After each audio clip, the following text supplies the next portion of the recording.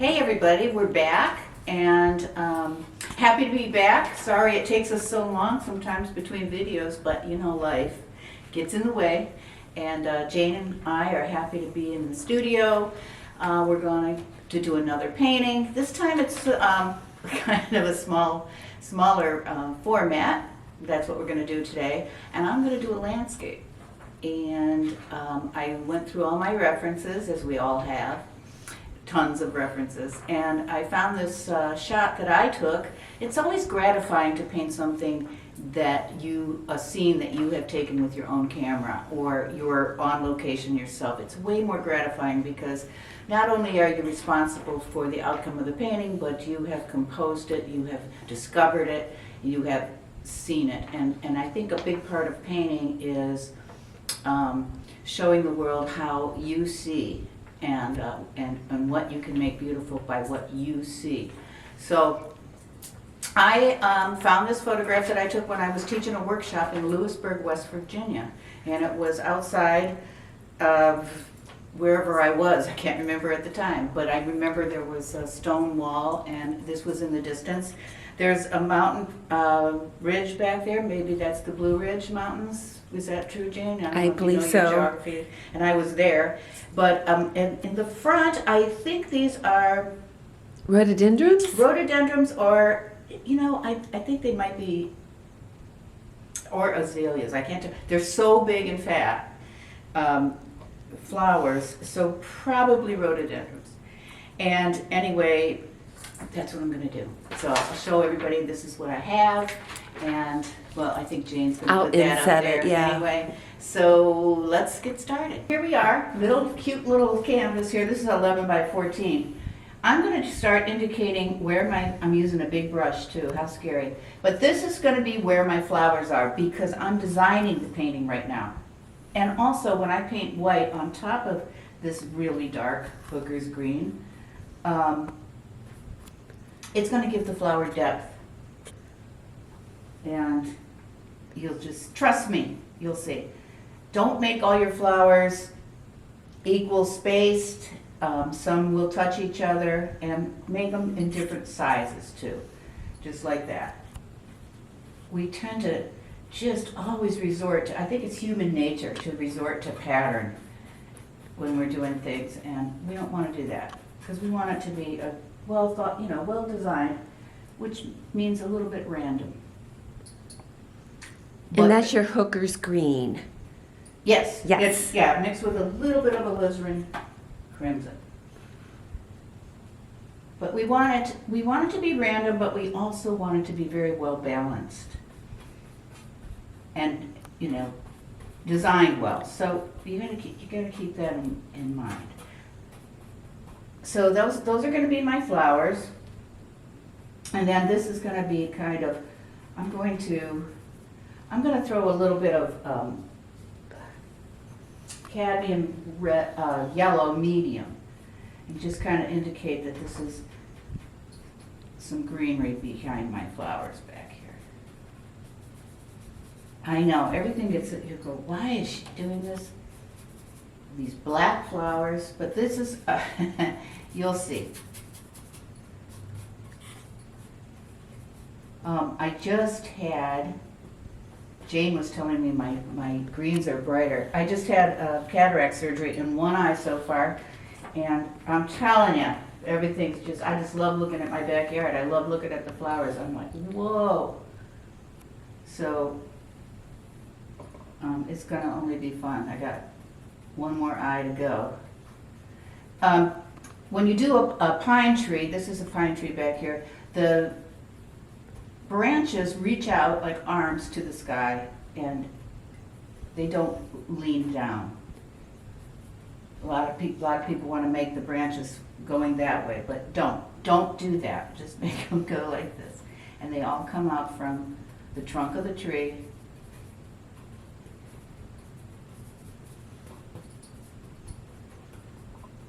Sort of like that. I'm going to maybe put a little bit of white with my Hooker's green. And this is all the greenery that is surrounding my flowers.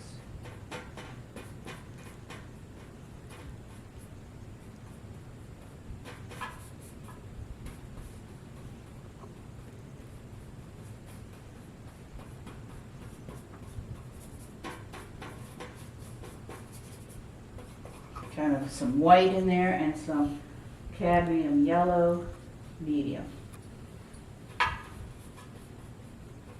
You can use cad yellow light too. It's just a little brighter, and if that's what you like, that's fine. Naples yellow is like a butterscotch. It's got a lot of white in it, so it doesn't work as well. So I don't use Naples yellow with my hooker's green for much at all. So I'm going to put a little mountain back here. I'm going to use my light blue violet and a little bit of brilliant purple. It's not as bright as I want. I'm going to clean off my brush. And I'm going to get I think I'll just do light blue violet. Well, I'm going to have to add a little bit of white to that. I'm not getting the...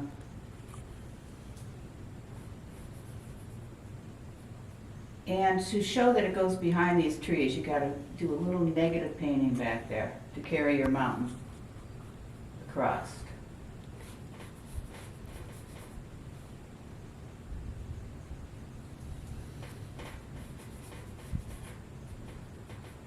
Nice mountain range back there.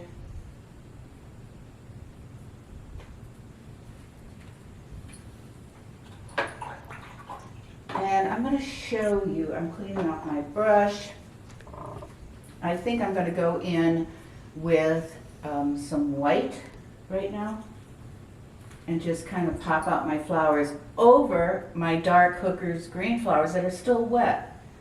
So I'm not going to rub, I'm just going to indicate that this is where they are. And then I will really make this jump when I bring my pink in later.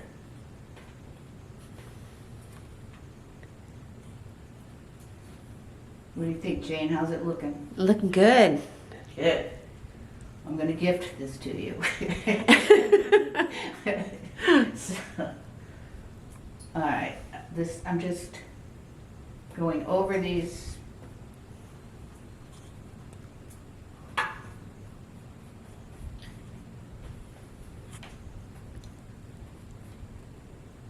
"11 by 14 is the size I use when I plein air paint, which means, you know, I'm out on location, so it's easy to carry. So that's where my white flowers are going to be, and now I'm going to use that white and some light blue to put a sky in.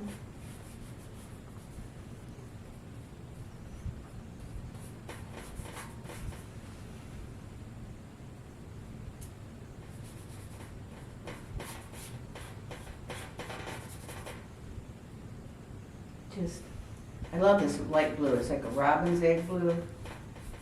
And the light blue violet, you can see, is like a kind of a purpley violet, of course. But those are my two main blues I use.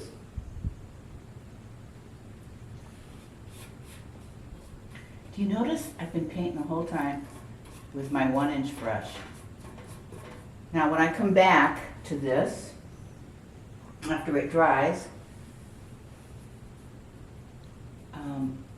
I will use a 1/2-inch brush to clean And it's your it up. angled brush, your Yes, Princeton Dakota always. series. I always use, yes, yes, Jane will have it on the screen. On my website, if you go to the shop page where you buy classes from me, but also I have a whole list of my palette colors that I use. So if you ever just kind of want to get a general idea of what I use, everybody should be different. Everybody could have a different, particular palette that you like or some different colors. But if you're interested in what I have on my palette, that's on the list. So I'm going to let this dry now. I don't think it's real sunny outside, so I'll probably hit it with the hairdryer. And then we will be back. We'll be back after this dries, and I'll show you how I'm going to finish it. Okay? Any questions, Jane? Not right yet. Okay, all right, we'll be back. Hey everybody, I'm back, and I want to tell you that I dried this out in the sun, and that is such a important thing to do to keep your painting nice and fresh, and you can manipulate your colors a lot easier than trying to rub in all the wet. I know it's hard to stop and pause in the middle of a painting, but I really encourage it. So that's what we did. I'm gonna bring out some pink flowers now. And how are you creating your pink color? You know, I got an old tube of magenta out, Mhm. and I'm gonna use that. I can make it with alizarin crimson and white. We'll do the same thing, but I'm gonna just try this right now, just Ooh. see how that looks. I love pink and green together. I'm gonna add various values of this pink too, so.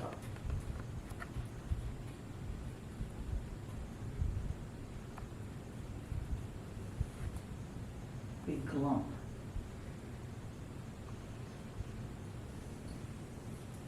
There's a little bit of white with it. See, it's a little brighter there.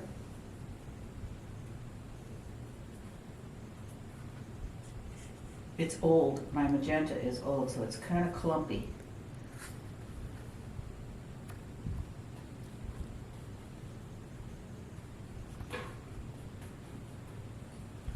Now, I think I'm going to bring in a little bit of alizarin crimson, just to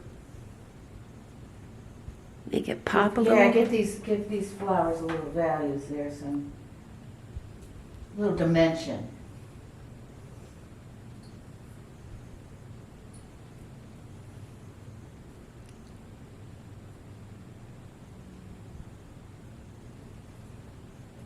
I'll basically be going over everything, so. Let's go into get that pink off the brush, because that'll make some horrible mud. You can make your pink with red and white, alizarin and white. This is just some different shades of green, but see, since my brush is a little smaller, I'm using the 1" now. Is that the 1/2 inch? I mean the 1/2 inch. Jane and I are having a day, but we're getting by. stumbling through it. Yeah. Do you ever have a day like that? It is lots of silly mistakes. So, and just gonna put some darker values in there, keep some lighter.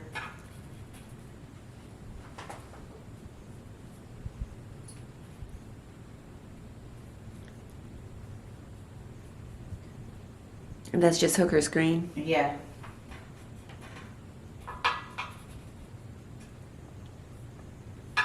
Indicate, I'm gonna go like, put some white and some hooker's green, some yellow, I want a light green, and I'm gonna try to indicate that there might be some stems here.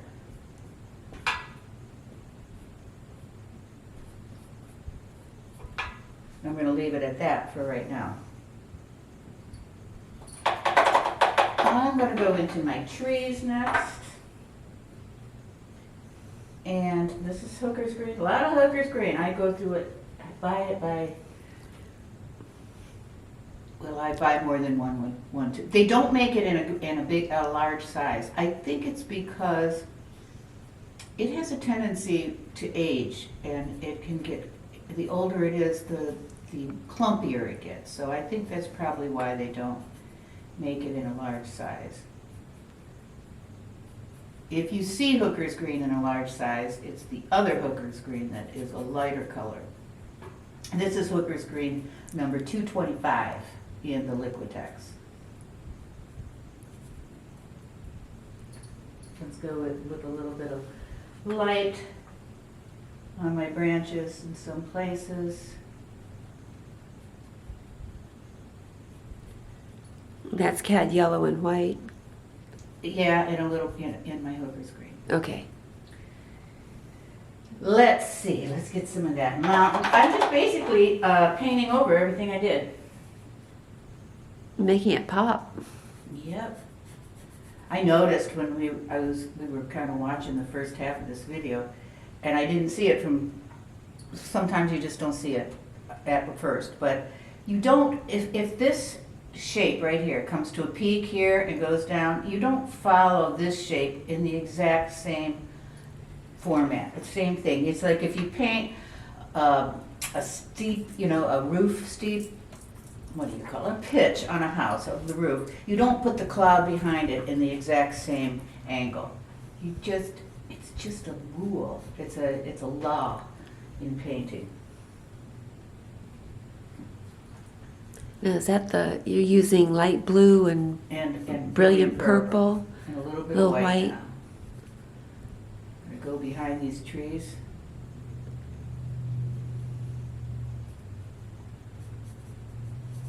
Break it up a little bit. I'm gonna cut some negative space to the top of this. Make that line a little more interesting. Now I'm gonna get some white.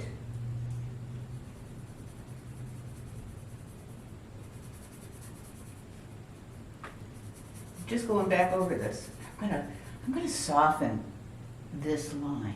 Because if this is kind of harsh, and these lines are harsh, these are harsh, I'm gonna soften this. And it's gonna kick my background back where I want it to go. It's like your eye wants to soften it Yes. when it looks at it. No, your eye wants to. My eye She and I have been having focus. focus. So, okay, so. Old eyes, no. It got a little green in there, but that's okay. Let's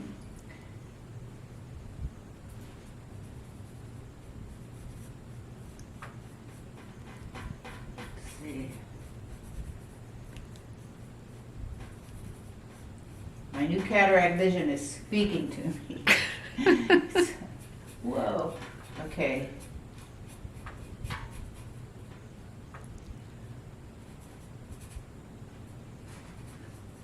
It has a little green mixed in the sky, but I don't care. I really don't. It's kind of neat. I'm gonna just blend that a little bit.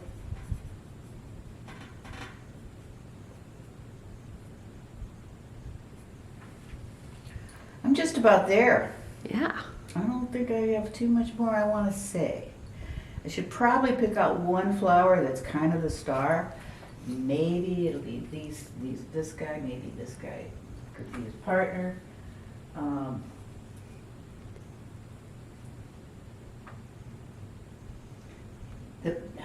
The hardest thing to do is try not to get carried away. Everybody knows what I'm talking about. I like these little droplets of petals. Let's see, what about, all that pink is kind of on the cool side. Everything's on the cool side. I'm gonna make these flowers a star. Watch what I'm gonna do. Jane, you're gonna do something. Okay. I'm gonna add red. Ooh.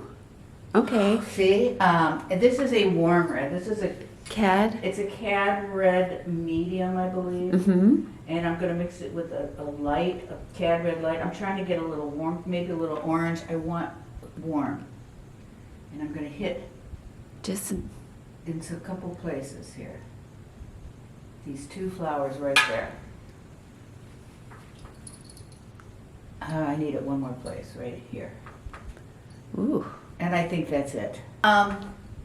So that's it, and basically I don't want to do too much more. This is a small painting, 11 by 14, and I just kind of popped out those two stars of flowers right there, and this is it. So, I mean, paintings to be, if you want them to stay fresh, don't spend too much time dwelling on it. I mean, you just keep trying to perfect it, and before you know it, your painting is tired, and it looks tired, and it's overworked, and it's stressful. So try to stay as fresh as you can, and confident. Even pretend you're confident, even if you're not.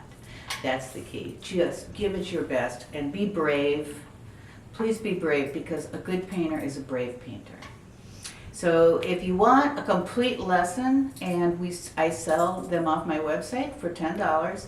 25. No, 25, that's right, because there's 10 classes, this is our day. There's 10 classes, $25 a piece, and they're about an hour long, and you get the full instruction, and you get the reference, and so it's helpful. So if you're interested in that, you have to go to my shop page on my website, which is the janeslufkagallery.com. So hopefully we'll be doing another video soon. Thanks for painting along with me if you did, and if you were just watching, thanks for paying attention, and we'll see you next time. Thanks.